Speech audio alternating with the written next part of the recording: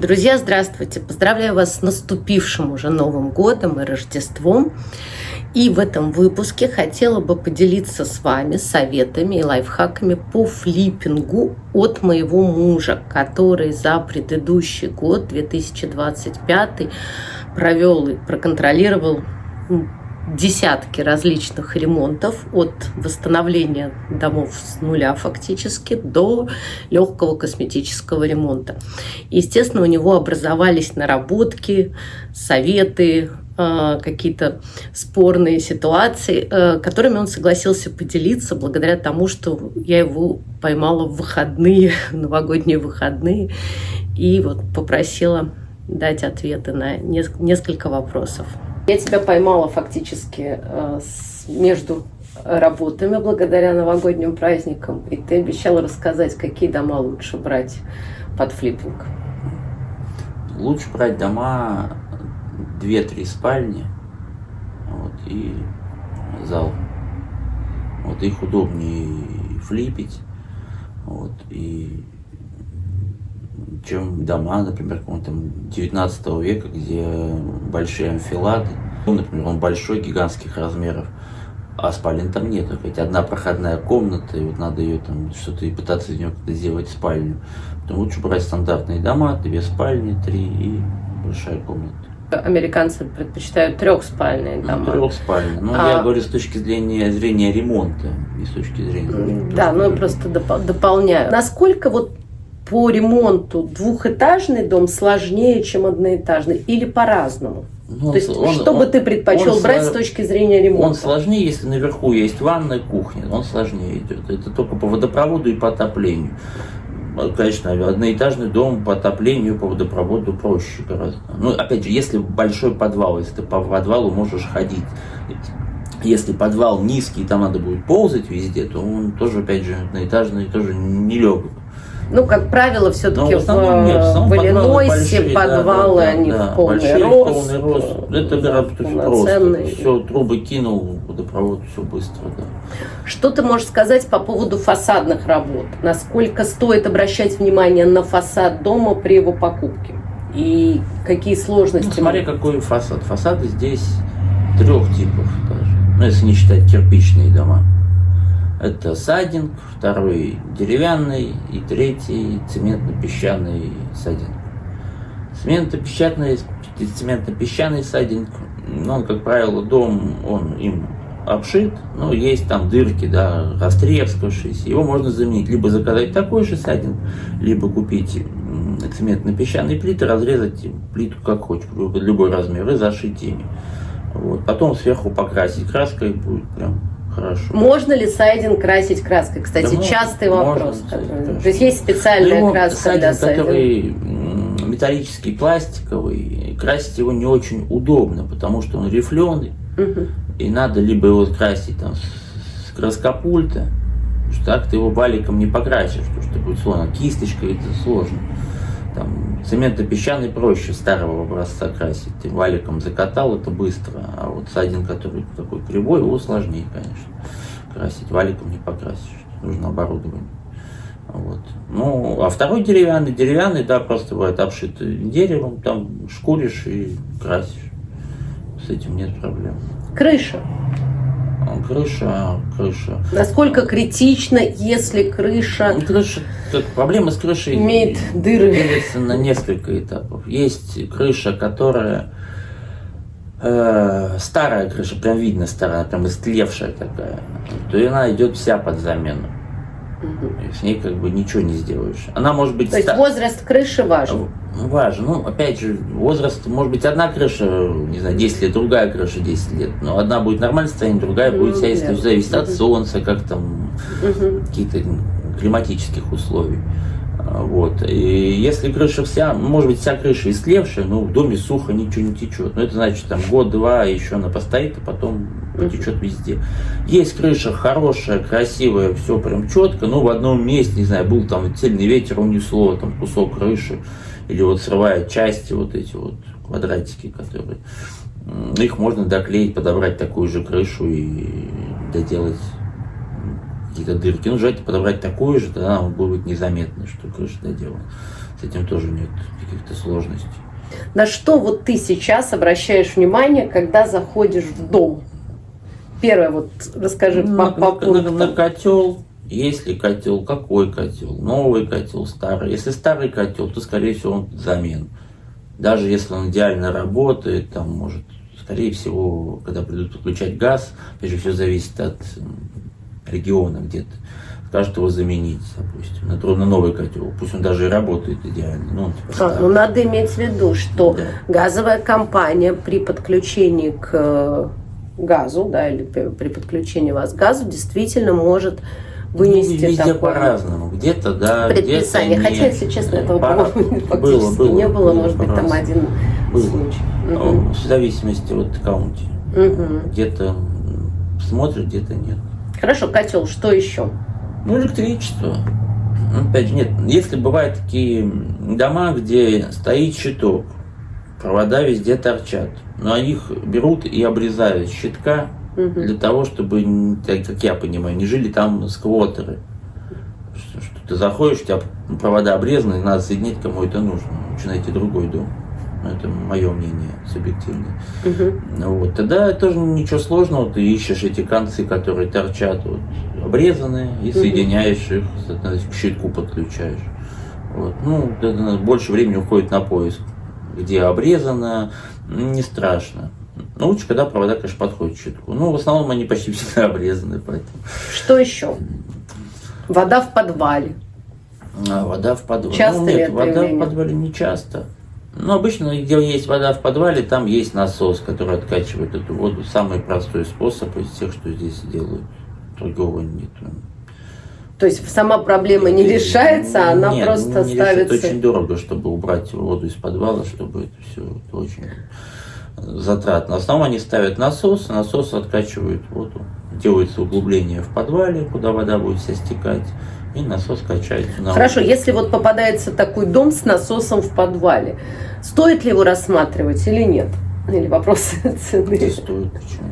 У нас были такие дома, и то есть они не являются, скажем так... Нет. Насос стоит в районе там, $200-300. Ну, потом какая-то еще мелочевка на трубу, чтобы вывести это. Но я хочу сказать, что все-таки американцы спрашивают. Нет, хорошо, когда подвал сухой, чистый, конечные желательно покупатели еще спрашивают. И пол покрашен в подвале, и в подвале можно жить.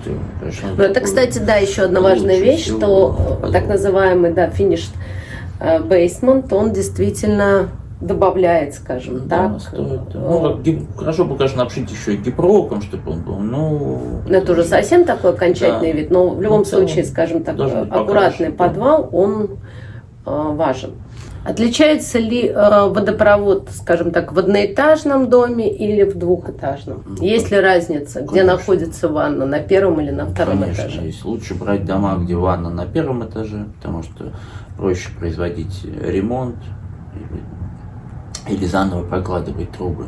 Потому что так ты можешь, вот, где выходит вода, от счетчика проводить сразу водопровод через пол. Пол можно делать, что хочешь, любые дырки, его не видно, все трубы проходят в подвале и сразу выходят уже к ванне, к раковине. А если ванна на втором этаже, то, как правило, трубы надо будет тянуть через стены, через потолок, либо, если не через стены, то надо будет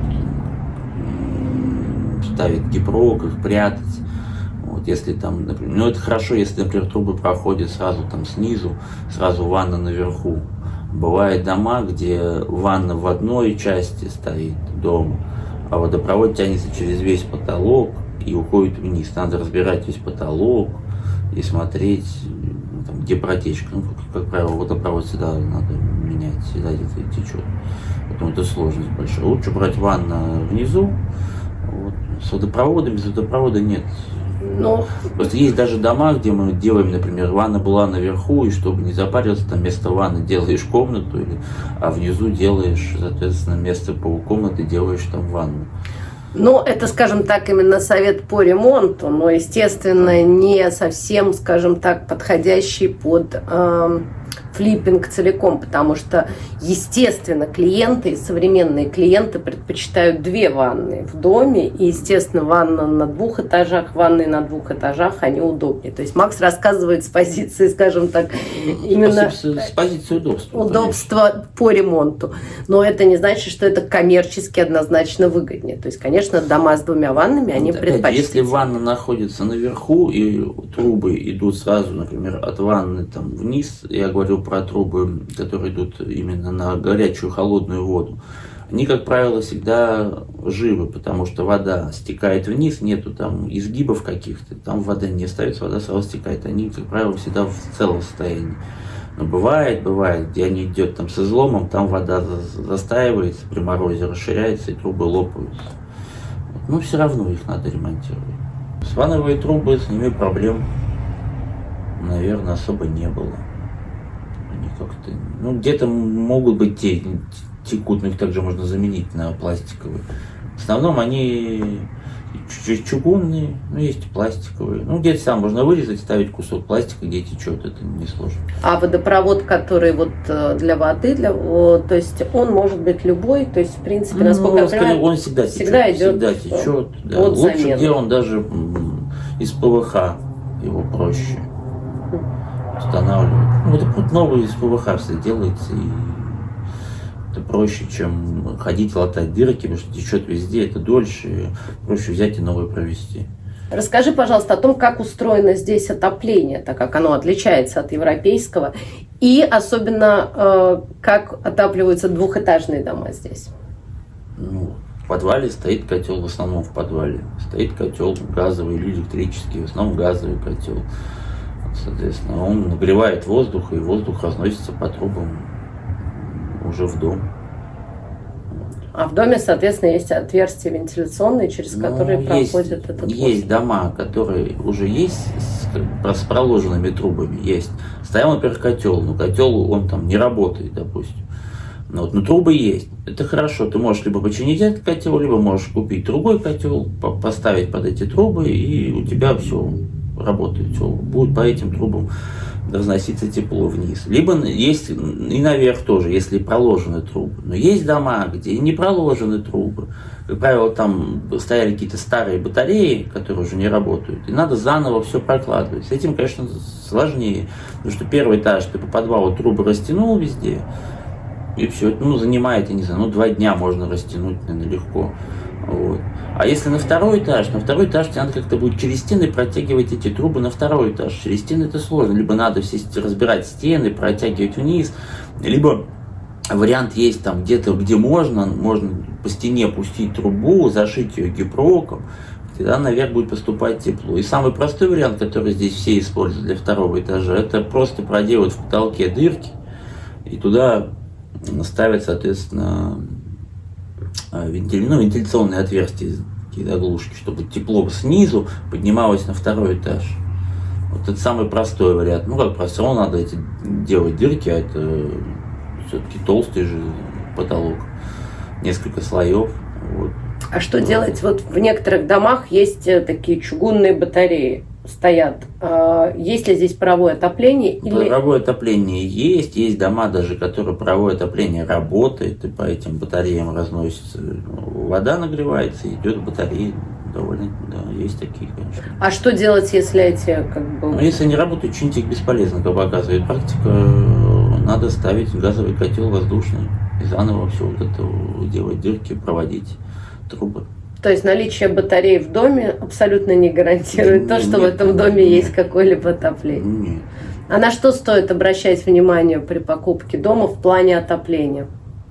Насколько я понимаю, котел проверить нельзя. Да, часто здесь дома выключено электричество. Нет, если электричество есть, опять же, в доме, то можно включить котел, послушать, работает он или не работает, шумит. Даже если он шумит, это тоже не факт, что он будет греть. Он может включаться, вентилятор работать, а тепла не будет. Не знаю, там проблемы с газом, там, с какими-то датчиками. Вот. Лучше брать тот дом, где, котел рабочий, понятно. Но если не рабочий, брать, где есть трубы уже проведены по всему дому, надо смотреть. что они уже там, если это двухэтажный дом, что трубы подходят на второй этаж. Вот. Тогда можно просто взять, заменить котел, кофр оставить старый, который крепится трубы, вот, заменить сам котел. Это довольно легко. Котел стоит в районе, можно купить БУ котел, ну, в районе там 600, 800, где-то до 1000. Можно купить новый, там 1500, он стоит 1000. Вот. Ну, бэушный котел, соответственно, на везение. Может работать, может не работать. Ну, тоже как вариант. Установка самого котла, если стоял старый котел, то установка нового котла, это очень просто, совсем не сложно. Старый котел убираешь, новый поставляешь, подключаешь газовую трубку. Стоит на уровне там, $100, если новый покупать. Либо старую присоединить. Все, больше проблем никаких нет. Электричество протягиваешь от счетчика. Также смотришь, как на старом котле было, туда же подключаешь новый котел. То есть, в принципе, дом без котла не является, или там с неработающим котлом, это не самая большая. Ну, затраты в районе, новый котел 1500, если трубы уже есть. Вот. Где-то 1500, может, чуть дороже, надо смотреть, в зависимости от фирмы. При этом, если это делать руками, скажем так, контракторов, да, привлеченных, то это выходит довольно дорого. Это выходит там от 5, чаще 6, даже там около $7 тысяч. Да. На что еще стоит обращать внимание при выборе дома? Вот, на то, что действительно стоит дорого в случае, если оно не работает или отсутствует при ремонте. Обращать внимание, чтобы были провода в стенах, чтобы розетки были, чтобы не было такого, что он купил, а там вообще нет электричества, там все украли, провода, ничего нету. Это можно проверить? Потому что я знаю, что у нас было несколько домов, проверить, где электрика была обрезана. Да, видно. Но при этом она где-то торчала. То есть это нельзя же, видимо... Видно. Это когда дом ты берешь, смотришь на щиток, что там провода идут, не идут. Если их вытаскивают, скорее всего, сразу целиком. Их нету. Щиток стоит пустой, без всего, без автоматов, без проводов. Вот. Сам щиток тоже не бог весть, скольких денег стоит. Его тоже можно также купить или заменить автоматом по 20. Он просто требует лицензированного специалиста, который... Либо сначала делаешь щиток, потом уже зовешь специалиста. И это как раз может стоить дорого, там около $3500 в самом доме. На что там? Кривые стены, кривые полы, потолки. Обои. Они опять усложняют это долго, чтобы, если там дом, ты смотришь, красивый дом, все красиво, там обои поклеен. Это он сейчас красивый. Начинаешь снимать обои, а под обоями там страшно. Неизвестно, что. Стенки отваливаются, обои снял, дом выглядит ужас. То есть лучше покрашенные стены? Лучше покрашенные белые стены без обоев, конечно. Обои это занимает кучу времени. Во-первых, они не оттираются, потому что они веками висят, эти обои, там в 3 слоя. И времени уходит на их демонтаж очень много. Лучше без обоев. А что с потолками попкорн? То есть я знаю, что ты в каких-то... попкорн. Да, такими рифлеными потолками, да, которые были в прошлом популярны здесь, в США. Я знаю, что в каких-то случаях оставляются они, в каких-то случаях... Здесь их меньше. Здесь они не попкорн, здесь они просто зашпаклеваны такой коркой. Даже не попкорн. Где-то оставляется, да. Как-то я с такими-то не сталкивался в последнее время. В основном потолки, они все...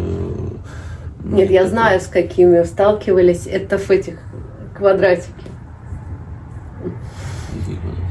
Такие состоящие из квадратов. Да, есть как подвесной потолок. Вот. Они... Нет, в основном их просто красят, если не в хорошем состоянии. Если, например, есть дом, да, у тебя в одной комнате половина потолка нету, и в другой комнате потолка нету, то можно с одной комнаты переставить эти квадратики, в другую комнату доставить ими, а в другую комнату зашить потолок гипроком.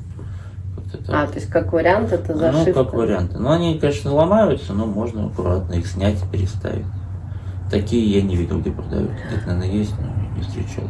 Какие первые шаги, когда приступаешь к ремонту? Какие первые шаги делаешь? Уборка мусора сначала. Если дом уже очищен.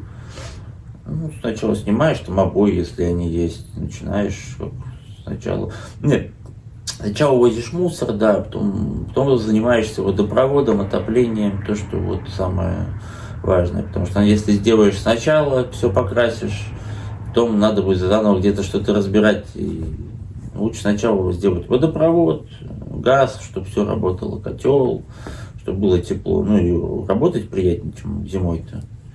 Вот, а потом уже заниматься косметическими. Были случаи, когда вот, в которые тебя вводили в ступор, не знал, что делать? Вот какие-то ситуации или что-то смотрел? Да нет. То есть ни разу не было такого, что непонятно, что делать? То есть, или какие-то чисто американские штуки, с которыми ранее никогда не сталкивался? Да нет такого. То есть, в принципе, ремонт... Да все возможно, почему? Есть интернет, есть... Не, я понимаю, но просто были ли какие-то удивительные такие вещи, с которыми не сложности, сталкивался? когда, не знаю, вода где-то, его вода перекрывается не в доме, а на участке. И там вот этот вентиль не откручивается, надо кого-то вызывать, чтобы они копали, раскапывали, вот это меняли бы какие-то трубы, подходящие к дому. Это проблема, это надо кого-то вызывать. Ну, либо самому копать. Не знаю, как это делать. А то, что в доме, все можно сделать без проблем. Помнишь, смешная история, когда городские службы подключили, по-моему, вместо нашего дома соседский, да, или отключили от Они, наоборот, его отключили. Да, и все долго ломали голову. В траве не могли найти вентиль, который отвечает за дом. Все обыскали. Ну, и ездил тоже туда-сюда, привез оборудование, которое специально ищет. Нашли потом, да. Ну, в общем, смешно, да, потому что долго ломали голову, что же не так. И второй тоже смешной, кстати, в отношении именно этих городских служб, когда нам сообщили, что дом газифицирован, газ подключен, при этом человек, который подключал котел, тоже подтвердил, что котел работает. А когда ты приехал, оказалось, что счетчика газового нет, и он просто тут никак не может туда поступать. Причем это со всеми официальными документами. Поэтому здесь, в общем, как в любой, наверное, стране, есть свои... Как везде, бардак как везде. Приколы, да, скажем так, с ремонтниками. А что, кстати, скажешь по поводу местных контракторов, с которыми взаимодействовал? Насколько они профессиональны? Довольно профессиональны. Те, кто вот специализируется на конкретных каких-то вещах, там, на котлах или там, на водопроводе. Нет, они очень профессиональные, ничего нет претензий. Приходят, знают, что не работает, сразу меняют. Нет такого.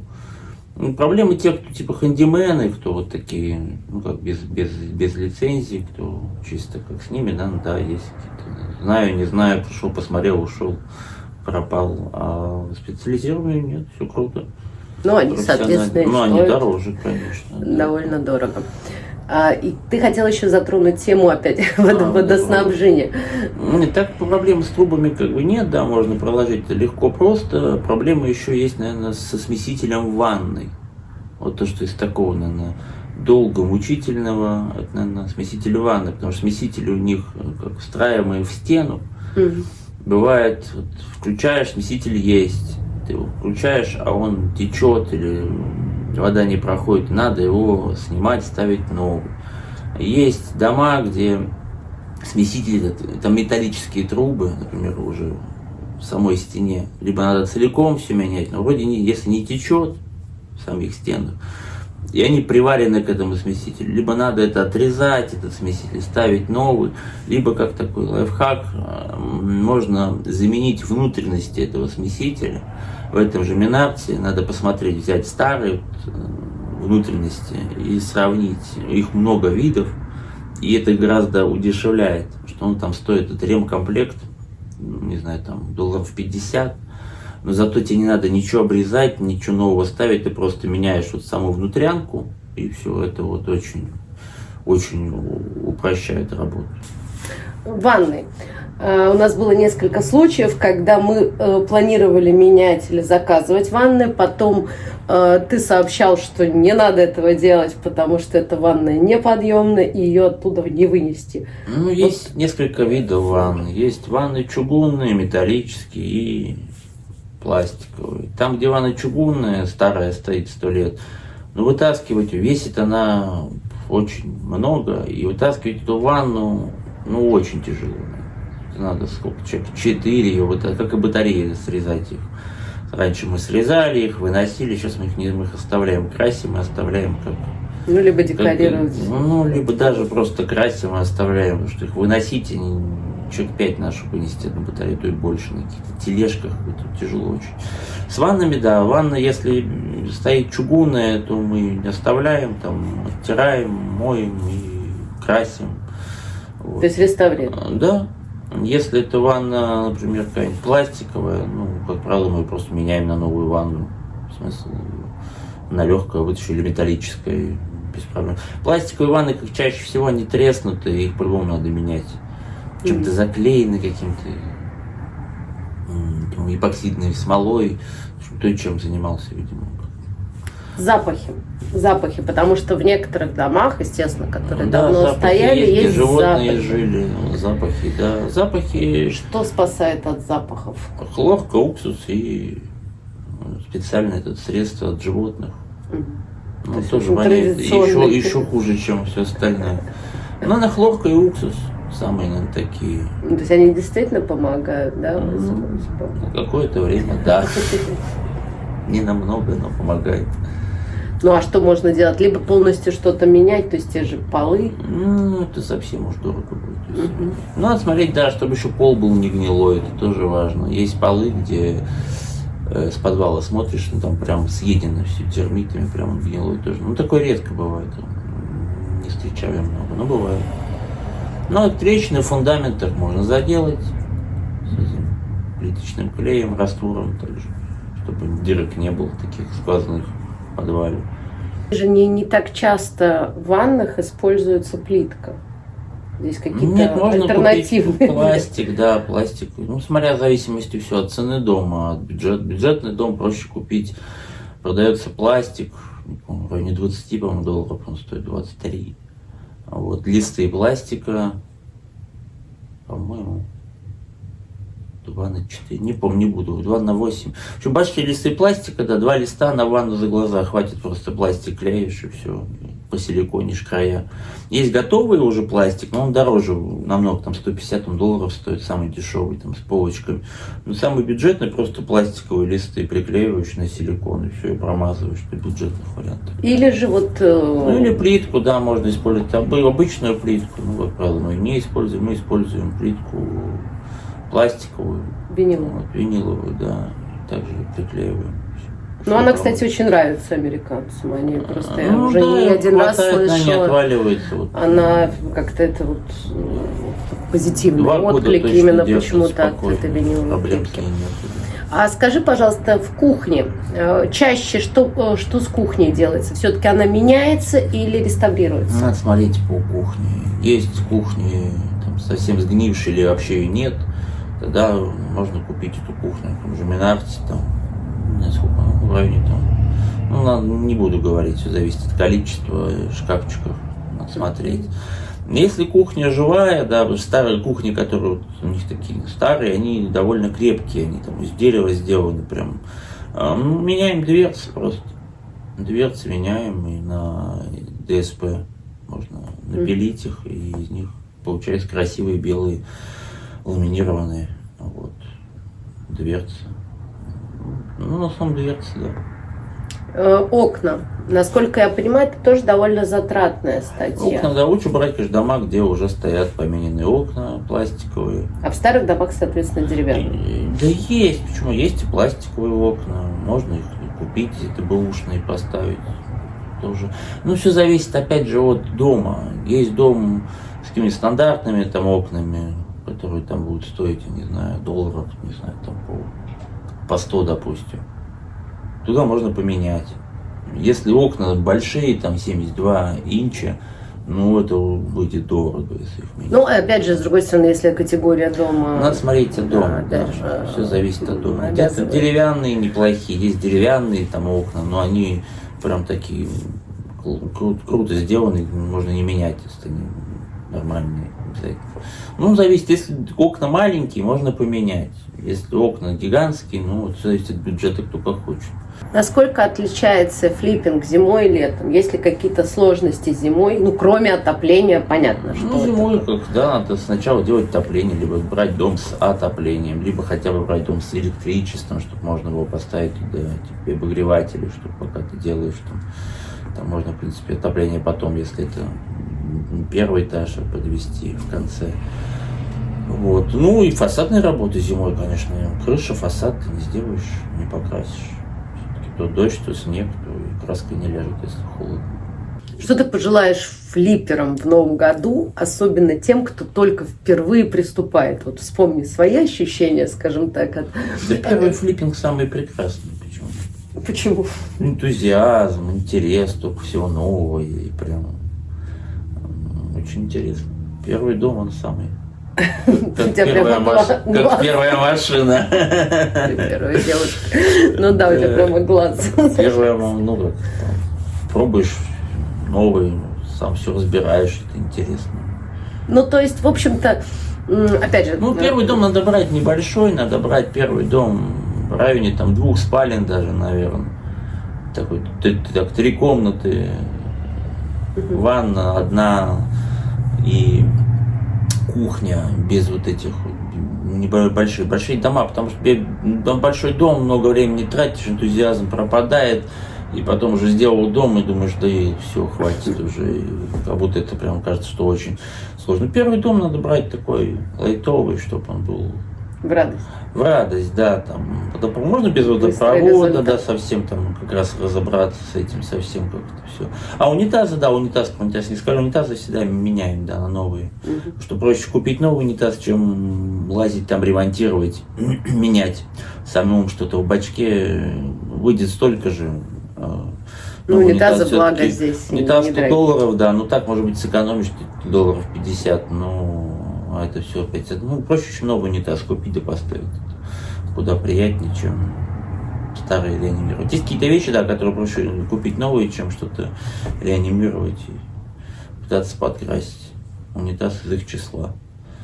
Вот. Спасибо большое, что удачи, да, всем. Что ты согласился после долгих уговоров все-таки сказать несколько слов о флиппинге и о вот этих, скажем, о пережитом опыте. И напомню, что те, кто сомневаются в своих силах или хотят попробовать, пожалуйста, вы можете написать мне и записаться там на, скажем так, на практический курс к Максу и его пройти.